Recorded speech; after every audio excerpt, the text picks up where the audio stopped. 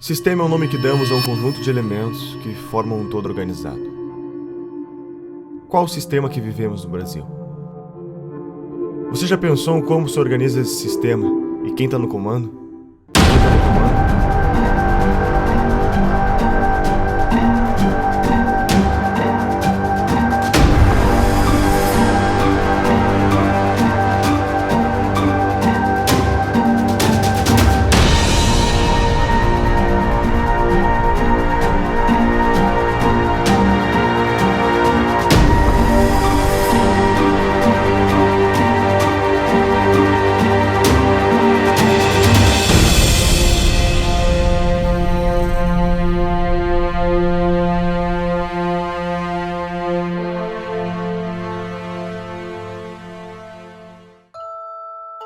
Será que o que vivemos hoje é apenas uma grande farsa, onde a cada 4 anos temos que escolher sempre entre dois lados da mesma moeda?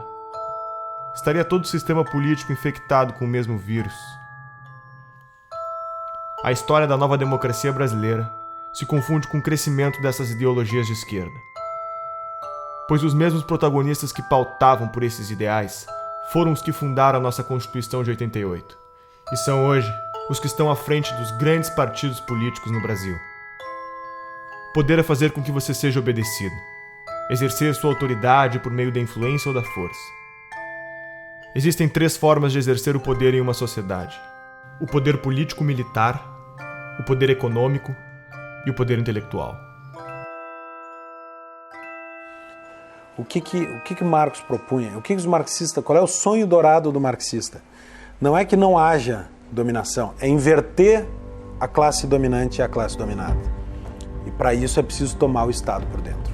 Espero que não tenha passado do point of no return, do estado de coisas além do qual é impossível voltar. Quando mais de 50% da população depende, inclusive economicamente, do Estado, quem votará para reduzir o Estado? Quando o Estado alcança um determinado ponto de grandeza, de tamanho, de custo, começa a se tornar inviável trazê-lo de volta a um tamanho razoável. E é por isso a força também da esquerda por um Estado cada vez maior, ainda que isso seja sustentável. Após a morte de Stalin, principalmente nos partidos comunistas em países democráticos, apostaram que a revolução se daria pela tomada dos espaços nos meios de propagação da mensagem, ou seja, pela conquista do poder intelectual. Conforme Gramsci, todos devem ser socialistas sem que se deem conta. Para se conquistar o poder, deve-se primeiramente conquistar as mentes e os corações das pessoas. E quem ficou com o PT, na verdade, foi o público, digamos assim, a base essencial e original do PT, que foi a intelectualidade, principalmente universitária. O PT surgiu com os intelectuais da USP, junto com o pessoal da Teologia da Libertação, um pouco, e a CUT. Mas ele, muito mais do que um partido de trabalhadores, ele sempre foi um partido de intelectuais, né? Então ele foi realmente o primeiro, digamos assim, intelectual coletivo, no sentido do Gramsci, a chegar ao poder no Brasil, tendo seguido a receita gramsciana exatamente, quase ipsis literis, né? Então vários fundadores do PT são intelectuais que, inclusive, foram os primeiros tradutores de Gramsci, que introduziram o Gramsci no Brasil. Há uma espécie de hegemonia do pensamento na formação dos nossos professores alfabetizadores. Eu diria que isso começa em meados da década de 80. E essa formação ela está no cerne do desequilíbrio educacional brasileiro. Os professores são formados nas universidades para aprenderem quem é Paulo Freire, quem é Emília Ferreira, quem é Marx, quem é Lenin, mas não tem a percepção do que é metodologia de ensino com evidência científica, como ocorre no mundo inteiro, né? Isso não é por acaso, né? E a tese tanto do Gramsci como os componentes da Escola de Frankfurt e da guerra de posição. Então as nossas universidades estão majoritariamente dominadas pelo pensamento de esquerda, e é lá que são formados os professores, é lá que é avalizado o livro escolar que vai para as escolas de todo o país. Introduziram o tal do socioconstrutivismo, que hoje sabe que o socioconstrutivismo não apenas imbeciliza a pessoa, mas cria até lesão cerebral, né? E Quem foram os grandes agentes disso? Eu acho que o principal foi a editora Abril, com as revistas Escola, depois era Nova Escola e Sala de Aula, que eram órgãos do socioconstrutivismo. Por aí que entrou Emília Ferreira, Celestão Freinet, toda essa porcariada socioconstrutivista comunista entrou no Brasil através desse, porque era o único órgão que alcançava todos os professores no Brasil. Né? Então, alguém culpou eles pelo que aconteceu? Não, eles não têm culpa nenhuma. O que acontece? Quer dizer, nós estamos saindo aí de quase 2 décadas, né? 20 anos de governo esquerdista. Né? Mais, né? Se a gente contar o período sob os tucanos e tudo, quer dizer, na verdade dá muito mais tempo aí sobre domínio da esquerda. Né? Então o que acontece? Quer dizer, nessas últimas décadas, o maior comprador de livros, né, do mercado editorial, né, quem foi? Foi o governo. Quer dizer, o governo, então, com as compras fenomenais que ele faz todos os anos para distribuir os livros paradidáticos nas escolas, quer dizer, ele se tornou a principal fonte de renda para muitas editoras. Né? Agora, tudo tem um preço. Né? Quer dizer, para o livro ser escolhido pelo governo, as editoras fazem, né, sugerem de maneira muito persuasiva aos escritores que eles escrevam dentro daquela pauta que é estabelecida pelo MEC. Né? Claro que o MEC oferece uma pauta. Né? Ele diz assim, olha, o livro para ser comprado precisa seguir este critério, e são critérios ideológicos. Você tem o gramscianismo aplicado ao mercado editorial muito semelhante ao mercado jornalístico, aos jornais, às revistas. O mesmo tipo de influência, de hegemonia. Você tem no mercado editorial 50 anos, pelo menos, de hegemonia da esquerda no mercado editorial. Isso significa que livros liberais, conservadores, são violentas exceções. Em 2008, a revista Veja publicou uma pesquisa que foi realizada pelo Instituto Census, que comprovou tudo aquilo que a gente já sabia, né? Que, de fato, as escolas, as universidades estão sendo usadas para fins políticos, de propaganda política e partidária. Essa pesquisa do Instituto Census, ela mostrou que 80% dos professores reconhecem que o seu discurso em sala de aula é politicamente engajado. Isso é um número impressionante e que corroborou uma pesquisa feita em 2004 pela Unesco. Então, os dados dessas duas pesquisas são convergentes e mostram que para 78% dos professores brasileiros na educação básica, a principal missão da escola é formar cidadãos. E para apenas 8% é transmitir conhecimento, transmitir as matérias aos estudantes. Essa pesquisa, tanto do Instituto Census como da Unesco, comprovaram essa percepção generalizada que existe de que, efetivamente, as escolas estão sendo usadas para fins de propaganda política, de doutrinação e propaganda política partidária. Professor de filosofia, concursado. O professor não pode agir em sala de aula como um militante. Ele é um servidor público, ele é um agente do Estado. Dia 22, a gente integra a paralisação do dia 22 de greve geral. E o Estado, de acordo com a Constituição Federal, o Estado brasileiro, ele é politicamente neutro. Existe a Constituição, prevê o princípio da neutralidade política, ideológica e religiosa do Estado. Então não cabe ao professor, no exercício das suas funções, fazer propaganda de partido político, por exemplo. E muito menos, ou também não lhe cabe, mobilizar os seus alunos, manobrar os seus alunos para que eles participem de um ato político, de uma manifestação a favor ou contra uma determinada corrente que disputa o poder na sociedade. Isso é ilegal, também por força da Constituição. Dos professores que estão formando nossos alunos, 86% veem Che Guevara de forma positiva e 65% veem Lênin de forma positiva. Que cidadãos são esses que estamos formando? Nós estamos vivendo um momento muito difícil na educação brasileira. Agora, com a Base Nacional Curricular Comum, eu particularmente estou assustado com os documentos que foram publicados pelo MEC. O primeiro documento era um panfleto doutrinário e um atraso pedagógico. O segundo é um panfleto doutrinário e um atraso pedagógico um pouco menor. Me parece que é um bode na sala, né? Se criar dificuldade para se gerar facilidade. O ministro alega que vai filtrar esse processo, que vai submeter ao Conselho Nacional de Educação, mas eu não posso acreditar num conselho que está completamente aparelhado, né, que com raras exceções é formado por ativistas políticos de esquerda. Então a hegemonia política, ela inclusive agride a Constituição brasileira, que fala da pluralidade.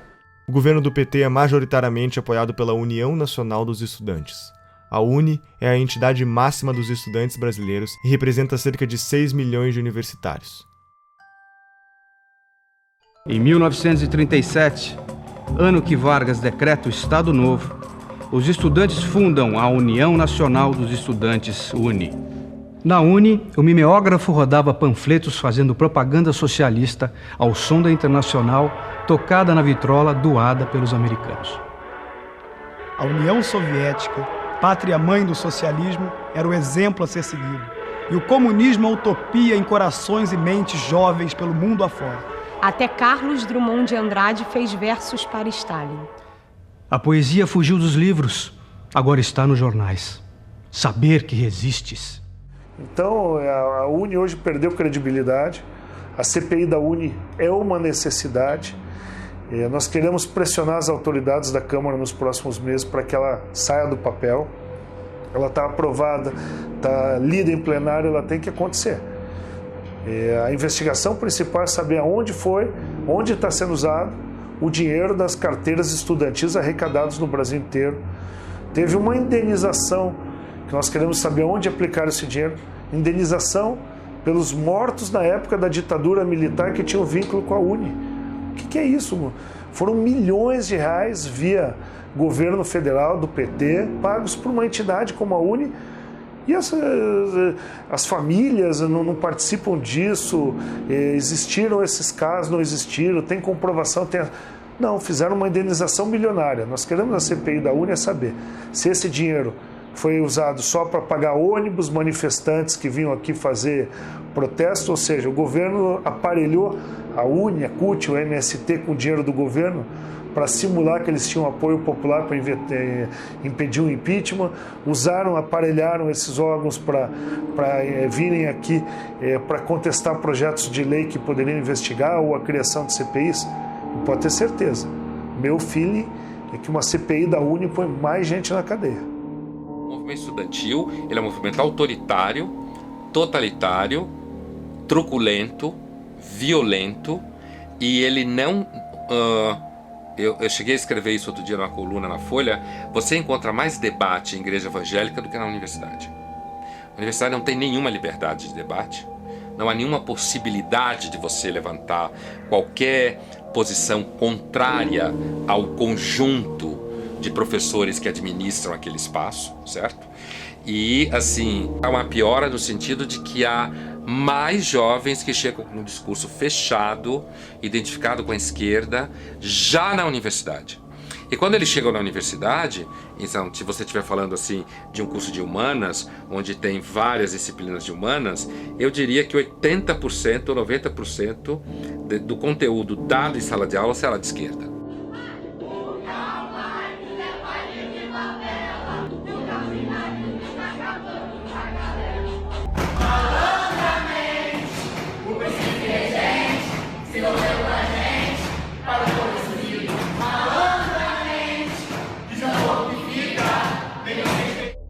Tomar o Estado por dentro significa mudar a lógica de funcionamento, por exemplo, do Ministério da Educação.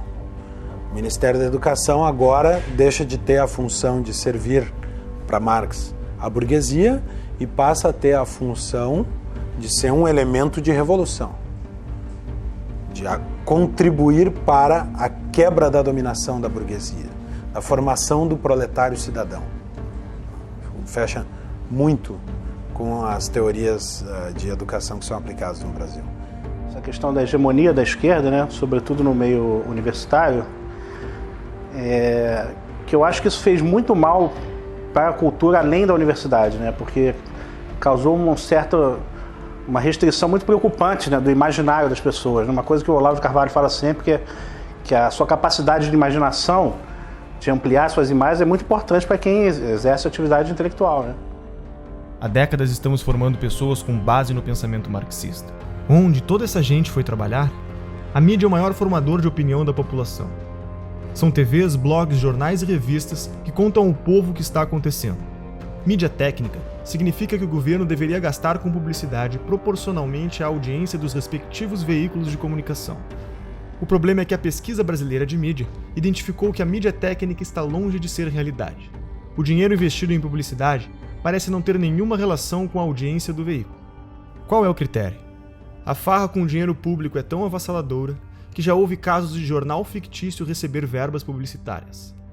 Desde que a presidente Dilma chegou ao poder, os gastos com publicidade só aumentaram. Apenas no ano de 2014, a presidente gastou 210 milhões com campanhas em nome da presidência. O ex-editor da Isto É Brasília revelou que o banqueiro Daniel Dantas, que acabaria sendo preso em escândalos de corrupção, quando estava com sua imagem em risco, acionou um dos seus contatos na mídia, Leonardo Atushi, jornalista da Isto É, para publicar matérias que defendessem seus interesses na mídia. Em 2011, Leonardo Atushi montou sua própria publicação, o Brasil 247. Duas acusações importantes surgiram contra o 247 na sua trajetória. A primeira foi encontrada num imóvel do doleiro Alberto Youssef, delator da Operação Lava Jato, no monitor de um computador. Um papel com anotações com o nome do jornalista, seu número de telefone e uma indicação de pagamento de 6 parcelas de R$40 mil, sugerindo pagamento entre a quadrilha de Youssef e o editor do portal. Foram também encontradas movimentações milionárias entre as contas da empresa e as empreiteiras investigadas. No mesmo dia dessas descobertas, o Brasil 247 publicou uma matéria mencionando Pascovitch e defendendo a soltura do lobista. Com as eleições de 2010, a blogosfera progressista sentiu a necessidade de unificar o movimento com o intuito de formar pautas de acordo com a defesa da candidatura da ex-presidente Dilma. Foi então criado o movimento dos blogueiros progressistas, Blogprog, em São Paulo, com a participação de personalidades como Leonardo Sakamoto. É possível afirmar que para cada leitor do blog Conversa Fiada, o governo gastou 1 centavo em publicidade, enquanto para o leitor da Folha, o gasto foi de 5 centésimos de centavo. Em 2013, a revista Carta Capital recebeu quase 7 vezes mais investimentos por leitor que a revista Veja, Isto É e Época. Quem é Leonardo Sakamoto? Um dos membros da Blogprog. Sakamoto é um blogueiro militante que faz parte dos 54 replicadores da Agência Pública, uma organização que determina pautas para portais como a Carta Capital, Catraca Livre, Brasil Post, Sul 21 e muitos outros portais de notícias. Sakamoto recebeu da deputada Maria do Rosário do PT a autorização de repasse de R$546 mil às suas militâncias. A agência pública, conforme alega seu site, recebe como financiadores fundações estrangeiras como a Fundação Ford, Open Society Foundation, Oak Foundation, entre outras. O que são essas fundações? O que elas querem? A mídia é, junto com as empreiteiras do petrolão, o segmento mais corrupto que existe. E eu posso dizer isso porque minha cabeça rolou em todos os grandes veículos de comunicação. Em todos teve interferência política. Em todos. A imprensa constrói e destrói reputações. E constrói e destrói reputações não como um projeto longo. É conforme o que lhe convém. Quantas vezes nós vimos a imprensa mudar de lado, mas da forma mais descarada. Ela não diz mudei de lado. Ela simplesmente exalta uma figura aqui e depois destrói. Exalta outra figura ali e depois destrói. Me diga qual é a grande imprensa que não recebe dinheiro público, que não recebe dinheiro de governo federal, que não recebe dinheiro de estatal, que não recebe dinheiro de banco público, que não recebe dinheiro de governos estaduais e municipais. E muitas vezes a imprensa faz a política do achaque. Ah, não quer pagar? Então você vai ver. E aí bate. Denúncia, bate. Como é que funciona em geral? Né? Em geral, você faz uma reunião de pauta. Em geral, o editor-chefe, ou secretário de redação, né, ou diretor-geral, vem ali já com a linha editorial pronta, né, troca uma ideia, a pauta é essa, a pauta é aquela. Ó, você vai construir matéria nesse sentido. Então, você já recebe uma orientação. Ponto. Né? Aquilo vai voltar para a mão do editor. O editor vai corrigir, vai, às vezes, mudar todinha a sua matéria ou vai simplesmente derrubar. Existe muita muito pouca pergunta incômoda sendo feita no Brasil. E quando as perguntas incômodas são feitas, o jornalista é criticado. E por outro lado, muitas das perguntas que são feitas não são feitas para o devido esclarecimento das coisas, mas para estimular uma narrativa. Às vezes uma narrativa ideológica, na maioria das vezes uma narrativa ideológica. Em relação aos protestos que nós tivemos ao longo de 2015 e 2016 contra a Dilma Rousseff, contra o Lula, contra o PT, contra a esquerda, contra o esquema de poder que havia se montado no Brasil. A tentativa da imprensa era de vender a tese que estava sendo criada, né, nos grupos acadêmicos, nos centros partidários, nos diretórios de partido, de que na verdade se tratava de um bando de raivosos fascistas que queriam a volta dos militares para o poder. Fazendo uma reportagem sobre um mini protesto que havia ocorrido em favor do impeachment, ainda depois do dia 16 de março, a imagem da notícia era intervenção já. Ou seja, você tenta vender para a população uma coisa que não é. Isso se reflete na cultura. A Lei Federal do Incentivo à Cultura, número 8.313, conhecida como Lei Rouanet, foi criada durante o governo Collor e é o principal mecanismo de financiamento e incentivo à cultura do país. As empresas podem investir até 4% do valor de seu imposto de renda, recebendo o valor em forma de desconto e patrocinando projetos culturais. O Ministério da Cultura deve aprovar o projeto, para então o responsável poder captar o dinheiro. Já parou para pensar quem escolhe os projetos que são selecionados? E que projetos são esses? O grande problema são os editais. Nos editais existe uma comissão que vai julgar os projetos submetidos, né? Então, quais são os critérios da comissão? Aí tem lá uma série de critérios teóricos que eles têm que seguir, né? Mas na prática, a questão ideológica vai sempre prevalecer. Por quê? Porque a maioria das pessoas que participa do julgamento de editais são pessoas de esquerda. E não é só de esquerda socialista mesmo, entendeu? Não é esquerda... essa é a tendência. Então, você achar uma pessoa que, nesse tipo de edital, que não seja assim, é raríssimo. Você me perguntar quem faz parte de julgamento edital e que não é socialista, eu não vou saber dizer. E olha que eu conheço muitas pessoas, né? Então, o critério ideológico vai sempre prevalecer. Então, por exemplo, no meu caso, você quer fazer um filme sobre Olavo de Carvalho. Eu poderia passar 30 anos tentando, submetendo aí, nunca ia passar, jamais, entendeu? A Lei Rouanet se tornou um meio legalizado de desvio de verbas públicas. O incentivo à cultura, cuja proposta inicial era financiar projetos de novos artistas, passou a ser destinada a artistas já consagrados que não precisariam de lei para se manter.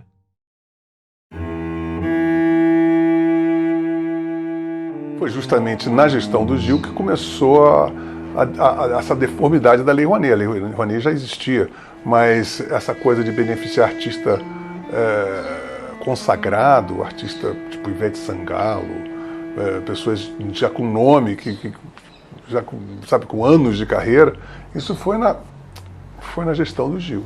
Olha, a gente está para abrir aqui a CPI da Lei Rouanet, exatamente para chamar artistas que receberam dinheiro sem precisar da Lei Rouanet. Então, o que fica suspeito, para não dizer comprovado, é que a Lei Rouanet serviu para comprar essa classe artística. Dificilmente você vê um ator se posicionando contra o PT. Regina Duarte começou a bater duro, tomou uma geladeira na Globo. E diversos outros ou nada falam ou apoiam. Por exemplo, Luan Santana recebeu 4,5 milhões da Lei Rouanet. Será que ele precisa mesmo desse incentivo do governo para colocar adiante os seus shows? Será que um ingresso ali, que com certeza não é menos do que R$100 para um show dele, será que o ingresso do show dele já não é suficiente para ele se manter? E assim eles vão conseguindo comprar toda a classe artística. E traz muita gente a reboque. Quando um cantor fala alguma coisa, os seguidores dele, que são fanáticos por ele, adoram a música dele, adoram o trabalho dele no cinema e etc., eles não tendem a se confrontar com essa pessoa. Então é muito interessante para o governo ter essas pessoas ao seu lado. E aí já emenda no artista, já emenda logo intelectual também, intelectuais, artistas, e vão trazendo eles para cá. Exemplo notório, Wagner Moura ficava aí no exterior denunciando o golpe. Chega a ser uma infantilidade hoje em dia ficar batendo nessa tecla do golpe. Mas eles ficam a todo momento batendo em cima disso até que vire verdade. Porque eles querem colocar nos livros das escolas que houve um golpe em 2016 contra uma presidente eleita democraticamente. Os sistemas totalitários que nós tivemos no século XX, eles tiveram como principais fontes do ódio era a raça, a classe e agora o apartheid intelectual. Se você não é de esquerda, você é burro. São todos os donos do poder, todos esses, Chico Buarque, Caetano Veloso, Gilberto Gil, todos septuagenários. Todos detiveram esse poder cultural durante esses 50 anos. Não é uma questão apenas de que eles têm um poder político em 13. Isso o empresário tem que entender. Eles foram coronéis do Brasil durante esses 50 anos. A cultura, você tem um cinema novo, você tem a Semana de 22, você tem a Tropicália, você tem todas essas manifestações de cultura de esquerda, cacete. Um dos exemplos do enviesamento dos projetos apresentados pela Lei Rouanet é o filme sobre José Dirceu, um dos petistas envolvidos com o mensalão, para o qual foi aprovado 1,5 milhões de reais. O deputado do PSOL, Jean Willis, também vai virar documentário. Será financiado por 842 mil reais do dinheiro público. O filme do Lula foi financiado em 12 milhões de reais, por empresas que entre elas constavam Camargo Corrêa, OAS e Odebrecht. Esses são apenas alguns dos exemplos do destino dos mais de 15 bilhões de reais investidos pelo PT através da Lei Rouanet. Na prática, o que vemos é que o dinheiro segue a ideologia. Na 10ª Mostra do Cinema e Direitos Humanos, o conteúdo deveria ser relacionado com um dos seguintes temas: população LGBT, população negra, população em situação de rua, combate à tortura, enfrentamento da homofobia, mulheres, participação política, direitos humanos e outras minorias. A maior parte do dinheiro vem das estatais. A Petrobras gastou mais de 400 milhões de reais na última década para aprovar projetos como o Projeto Pai e Filho, que conta a história de um homem aprisionado e oprimido pelo poder do pai que procura enfrentá-lo para quebrar a hierarquia da família. Já o Projeto Joelma conta a história da inadequação da mulher nascida no corpo de um homem, rompendo aspectos da sexualidade e do gênero. O rapper MC Guimê, que fatura mais de 300 mil reais por mês, teve autorização de captar via Lei Rouanet mais de 500 mil reais para a produção de um DVD. Luan Santana conseguiu aporte de 4,1 milhões de reais para cobrir sua turnê e Cláudia Leite aprovou a captação de 6 milhões de reais para fazer shows no litoral norte do Brasil.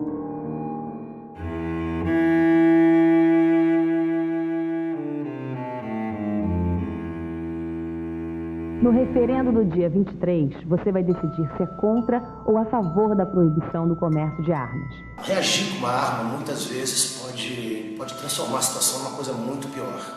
Existe hoje no país mais de 15 milhões de armas na mão de civis. Se bala resolvesse o problema, o Brasil seria um paraíso de segurança, né? Olha, tinha artista que pedia o desarmamento, mas andava de carro blindado e seguranças armados até os dentes. Aí é muito cômodo, né? E eu consegui, através das minhas entrevistas, desmascarar esse povo todo. O Ratinho, por exemplo, eu lembro quando eu fui lá debater no programa dele, antes de entrar no programa, eu dei uma volta nas imediações do estúdio e comprovei que o carro dele era blindado. Comprovei que ele tinha 3 seguranças armados. Ele não tinha o direito de defender o desarmamento do povo quando ele não precisava disso, né? Outra, a Angélica, para você chegar no condomínio dela, a 300 metros você não conseguia chegar. Segurança totalmente armada, quer dizer, qual a legitimidade dessas pessoas que têm essa segurança ao seu redor pode dizer que você não pode usar uma arma de fogo? Que conversa é essa de partir da premissa que todo cidadão honesto, trabalhador, não pode ter uma arma de fogo? Parte da premissa que você é marginal? Se você acredita que vestir uma camisa branca com a pombinha da paz vai salvar a sua vida, use. Mas se você acha que uma arma dentro da sua casa, se você conseguir se antecipar à ação do marginal, vai salvar a sua vida, ninguém pode te negar esse direito. E é isso que nós defendemos. O seu direito de escolha. Se você quer, cumprindo os requisitos, você tem direito garantido.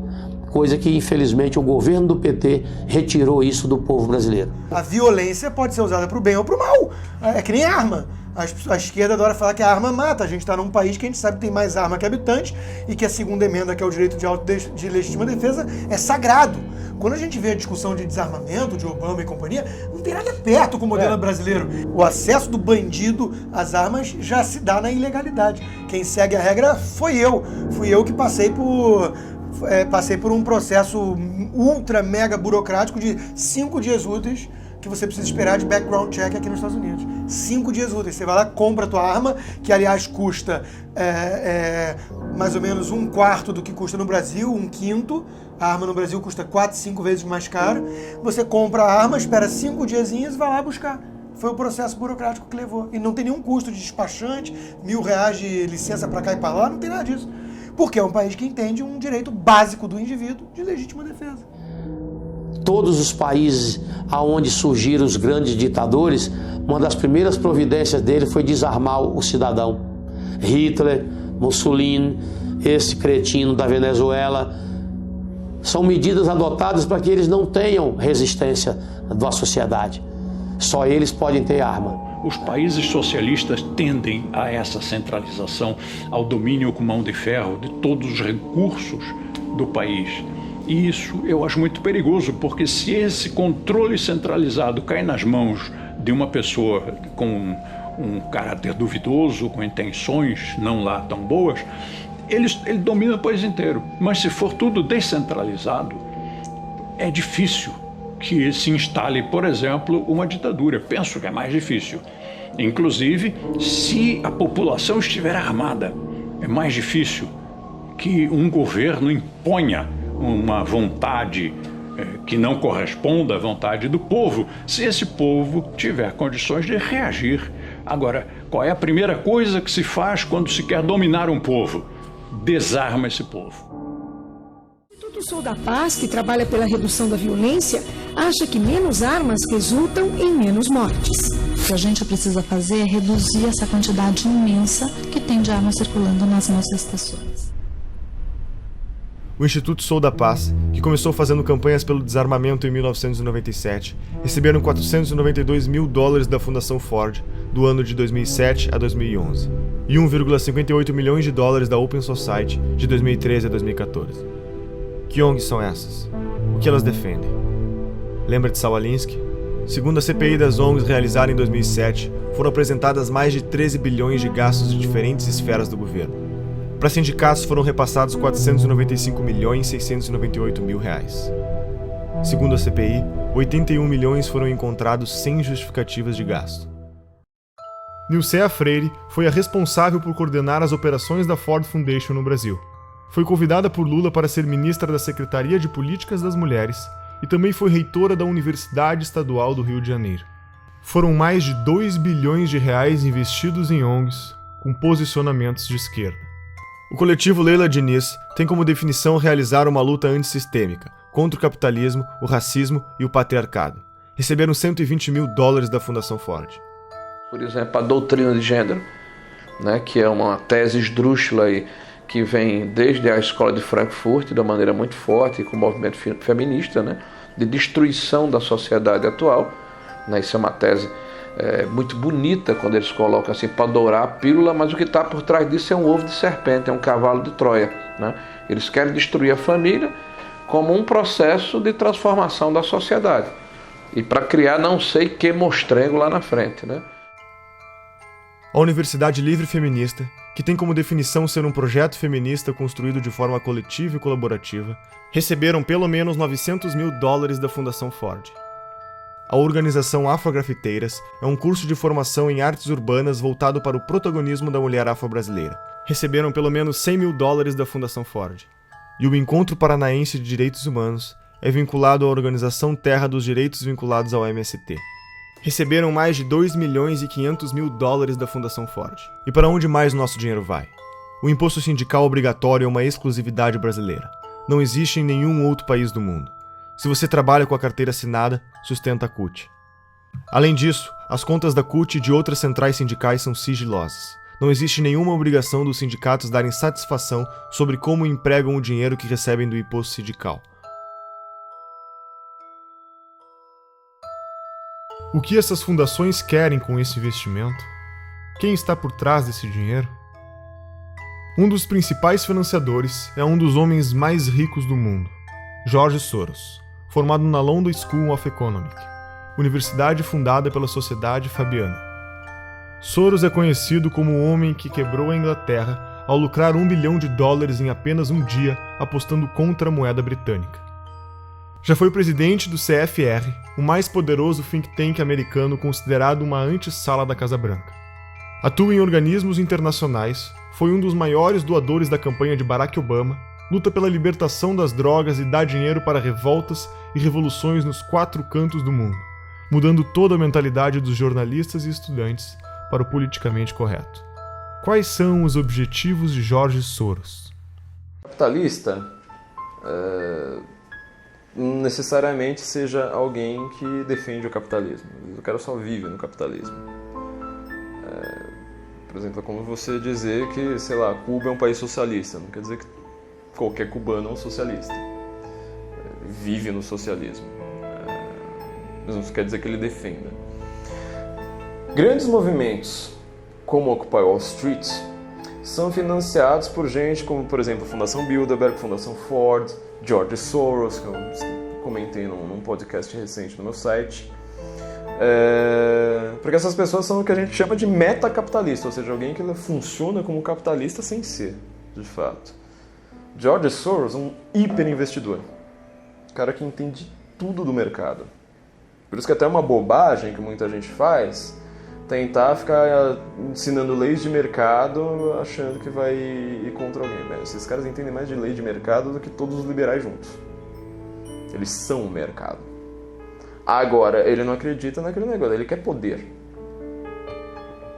E eles não pensam de uma maneira individual, ou seja, eles não pensam como indivíduo, tipo, eu quero ter poder para mim. Ele está construindo um projeto de poder ali para, às vezes, daqui a 100, 200 anos.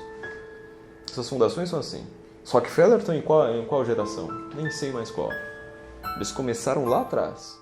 Vivemos em um capitalismo debilitado, sufocado pelo governo, chamado em inglês de crony capitalism. O governo regula diversos mercados. Agências reguladoras como a Anatel não deixam você ter escolha no mercado de telefonia.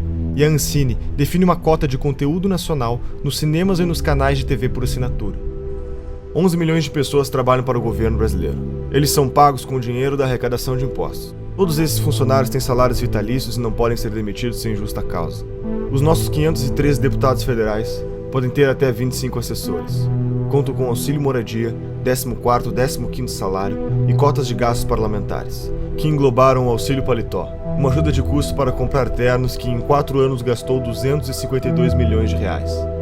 E outros 600 mil cargos de confiança do governo. Esse mecanismo abre brechas para a corrupção ao criar um mercado de cargos, usado como moeda política em negociações de alianças partidárias.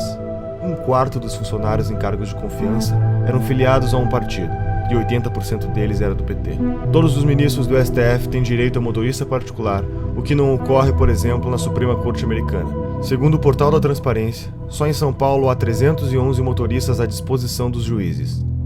A Câmara Municipal tem 26 motoristas, 13 garçons, 7 auxiliares de cozinha, auxiliares de serviços odontológicos exclusivos, cirurgiões, dentistas, oftalmologistas, lubrificadores de veículos e vidraceiros. Isso são alguns exemplos de quem compõe o Estado brasileiro. Como resultado disso, grande parte da população tem como meta fazer parte do Estado passando em concursos públicos. Os gastos do governo federal, estaduais e municipais com o funcionalismo público somam 12% do PIB, totalizam 255,3 bilhões do dinheiro do povo em 2015. Tudo isso para serviços com índices de insatisfação elevado no Brasil. Nos últimos 13 meses, nossos governantes gastaram 544 bilhões a mais do que arrecadamos, 10% do PIB brasileiro. As maiores empresas estatais como a Petrobras, Caixa Econômica Federal e tantas outras apresentam prejuízo de 60 bilhões e escândalos de corrupção como o Petrolão, o escândalo dos Correios e outros tantos golpes citados pela Operação Lava Jato e pela história do Brasil. Eu acho que hoje em dia não resta a menor dúvida que a gente está numa atmosfera totalmente comunista. Né? As pessoas são comunistas. O comunismo tem anticorpo porque eles têm uma dialética que não se sustenta, então eles vão trocando de preferências. Agora, tem coisas importantes para a gente realçar aí. Você vê que a Rússia que está fantasiada de ortodoxa de direita, está criando o maior exército do mundo com a China. Né? E dizem que essa aliança está por trás de todo esse Fórum de São Paulo.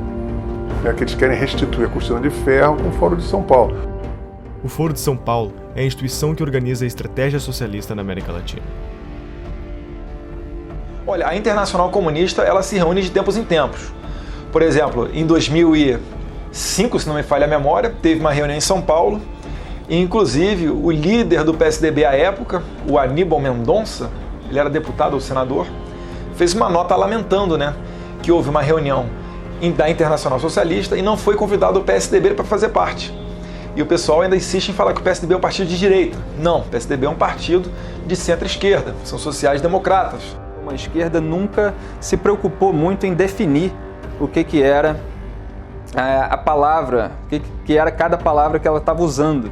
Na verdade, existia muito essa ambição de você ser contra alguma coisa, de você unir todo mundo, e estamos juntos nisso contra alguma coisa, então estamos no caminho certo.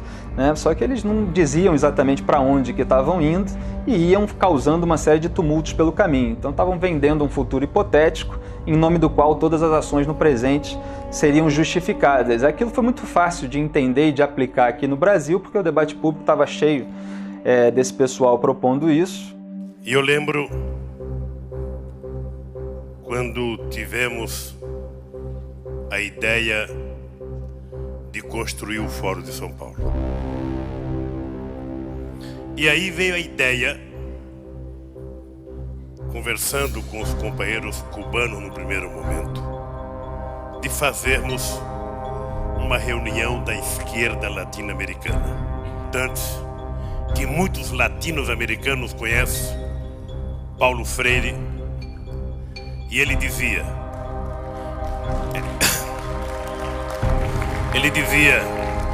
juntar os diferentes para derrotar os antagônicos. E nós, que uma das forças políticas que mais contribuiu para que nós chegássemos a construir o que nós construímos, foram os companheiros do Partido Comunista Cubano, que sempre tiveram paciência e experiência de nos ajudar. Não, fala-se, eu não acredito nisso, mas eu quero colocar isso na entrevista, de uma aliança, de um eixo Chaves, Fidel e Lula. Ô Boris, você sabe que isso é no mínimo uma piada de mau gosto, claro.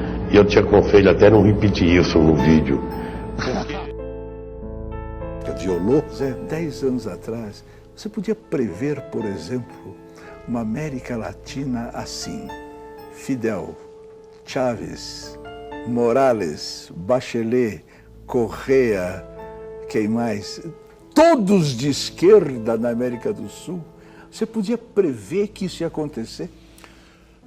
Prever não, mas nós já lutávamos por isso e já trabalhávamos por isso, inclusive porque nós criamos o Fórum de São Paulo, que lutava para isso. Depois criamos ainda um grupo de Marbella, que é o nome da cidade, do hotel onde nós fomos no Chile, que se reuniu. Todos depois foram eleitos presidente da República. Todos foram.